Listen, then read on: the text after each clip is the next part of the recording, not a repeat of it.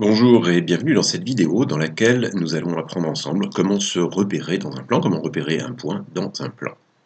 Alors tout d'abord, qu'est-ce que c'est qu'un plan? Eh bien un plan, comme son nom l'indique, c'est une surface qui est plane et sur laquelle on peut représenter des figures. Alors quelques exemples, le tableau dans une salle de classe c'est un plan, une feuille de papier sur laquelle tu écris ou tu dessines c'est aussi un plan, et puis l'écran sur lequel tu es en train de regarder cette vidéo c'est également un plan.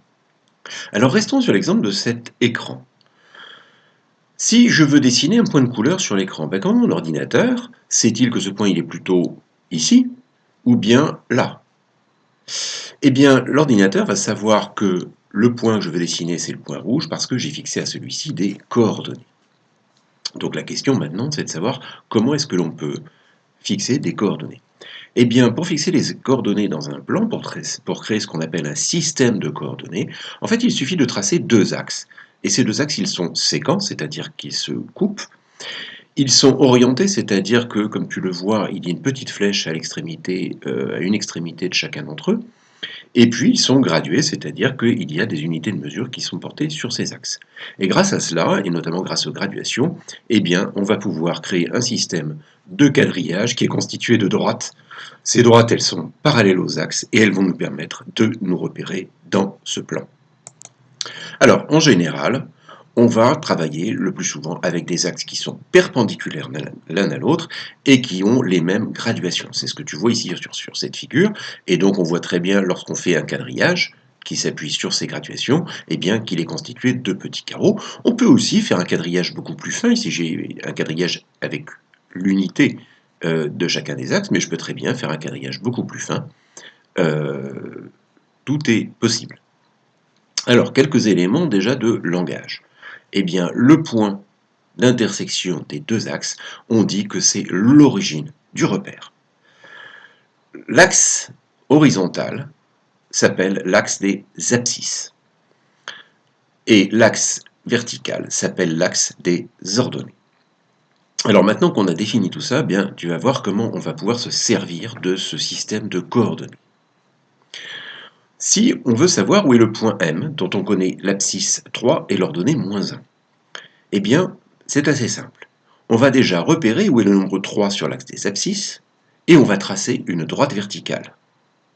Et puis on va repérer où est le nombre -1 sur l'axe des ordonnées, et on va tracer une droite horizontale. Eh bien, le point M, il est tout simplement à l'intersection de ces deux droites, et tu vois qu'il n'y a qu'une seule position possible pour un point dont l'abscisse est 3 et l'ordonnée est -1. Donc notre système de coordonnées permet de trouver la position unique d'un point dans le plan. De la même façon, ou plutôt de façon inverse, eh bien lorsqu'on a un point dans le plan, on peut trouver quelles sont ses coordonnées. Par exemple ici le point P, eh bien pour trouver son abscisse, je vais tracer un segment vertical, et ce segment vertical, il rejoint l'axe des abscisses au point d'abscisse -2, donc l'abscisse de P, c'est -2. De la même façon, pour trouver son ordonnée, eh bien, je vais tracer un segment horizontal et je vais trouver que l'ordonnée de P c'est 2 et je vais donc écrire les coordonnées de P, -2 et 2. Alors quand on écrit les coordonnées d'un point dans le plan, eh bien on a des règles. Le premier nom qu'on va mentionner c'est toujours l'abscisse de ce point. Donc par conséquent le deuxième nom c'est toujours l'ordonnée. Et on ne dérogera jamais, jamais, jamais à cette règle.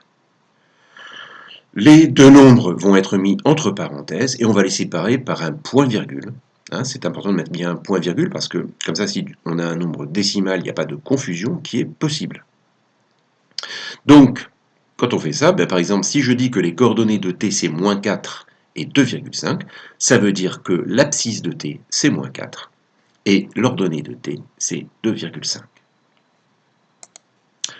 En résumé, eh bien, dans notre repère, ici, nous avons donc l'origine du repère qui est le point d'intersection des deux axes. Nous avons l'axe des abscisses qui est l'axe horizontal. L'axe des ordonnées qui est l'axe vertical. Et ce que l'on peut noter, c'est que tous les points qui sont situés à droite de l'axe des ordonnées, ils ont une abscisse positive. De façon contraire, ceux qui sont situés à gauche, ils ont une abscisse négative. Les points qui sont au-dessus de l'axe des abscisses, eh bien, ils ont une ordonnée positive. Ceux qui sont en dessous de l'axe des abscisses, ils ont eux une ordonnée négative. En fait, le repère que nous avons créé, eh bien, il divise le plan en 4 secteurs angulaires qu'on appelle aussi des cadrans. Et donc, dans chacun de ces secteurs angulaires, on sait d'avance, par exemple en haut à droite, eh bien, que les coordonnées des points seront deux nombres positifs, tandis qu'en haut à gauche, eh bien, l'abscisse sera un nombre négatif, tandis que l'ordonnée sera toujours un nombre positif. Et puis le plus important, la règle à ne surtout jamais oublier, c'est que quand on donne les coordonnées d'un point, on commence toujours par son abscisse. Voilà, cette vidéo est terminée. N'hésite pas à la revoir. Il y a aussi d'autres vidéos qui parlent de repérage. Et puis, ce système de repérage, ce système de coordonnées, on va l'utiliser aussi beaucoup pour la représentation graphique des fonctions. Donc, n'hésite pas aussi à reprendre les vidéos sur ce sujet-là. Merci de ton attention et à bientôt.